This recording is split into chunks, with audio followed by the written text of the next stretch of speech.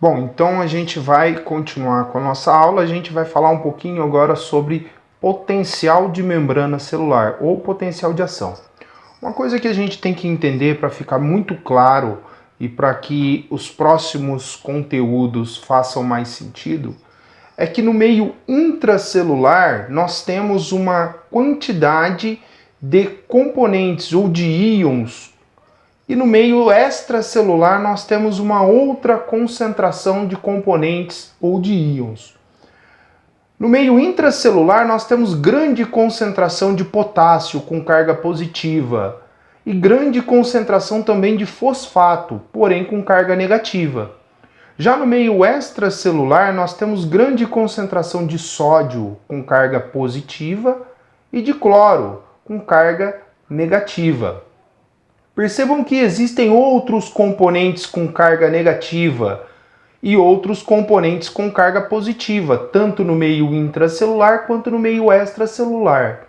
Mas o mais importante é que no meio intracelular nós possuímos pouca concentração de sódio no meio intracelular e grande concentração de sódio no meio extracelular. Pouca concentração de cloro no meio intracelular e grande concentração de cloro no meio extracelular. O processo contrário também é verdadeiro. Nós temos grande concentração de potássio no meio intracelular e apenas uma pequena concentração de potássio no meio extracelular. Então, uma grande concentração de potássio no meio intracelular e uma pequena concentração de potássio no meio extracelular.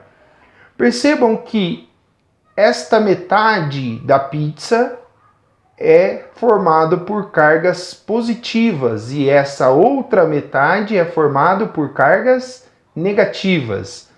A mesma coisa acontece com a pizza do meio extracelular. Essa metade carga positiva e esta outra metade com carga negativa.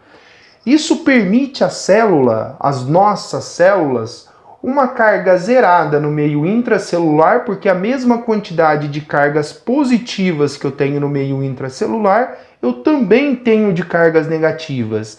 Então, a carga elétrica acaba sendo zerada. O mesmo acontece no meio extracelular. A mesma quantidade de cargas positivas que eu também tenho de cargas negativas, então a carga total acaba sendo zerada.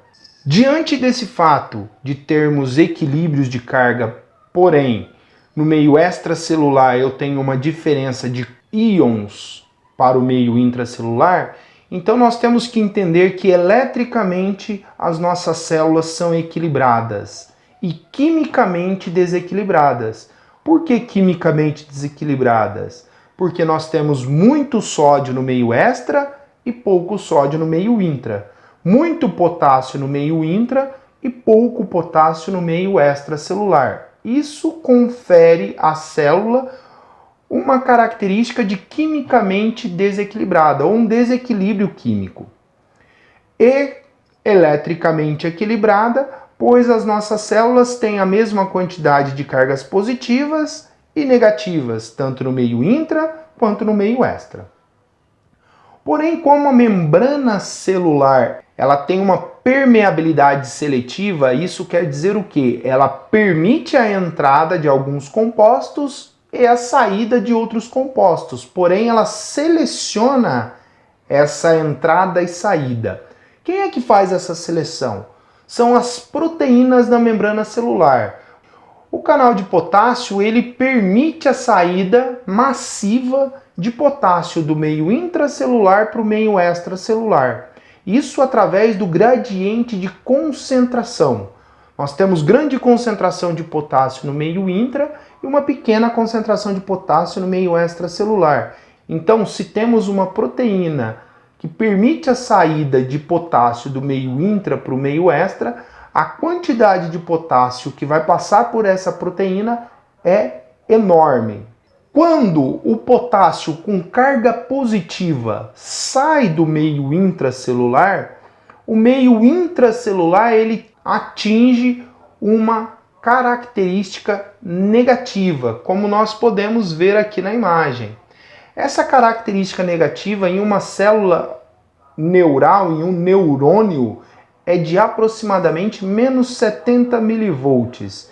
Quer dizer o quê? Quer dizer que sai tanto potássio com carga positiva do meio intracelular que atinge uma negatividade dentro da célula.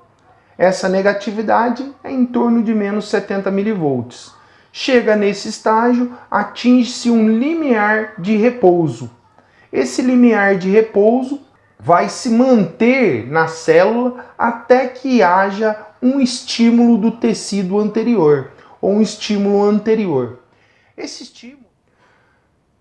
Agora que nós vimos como ocorre o gradiente de concentração e como ocorre a diferença de cargas elétricas no meio intra e no meio extracelular, estamos prontos para ver a próxima videoaula, que nós vamos estudar sobre a despolarização e repolarização de membrana celular.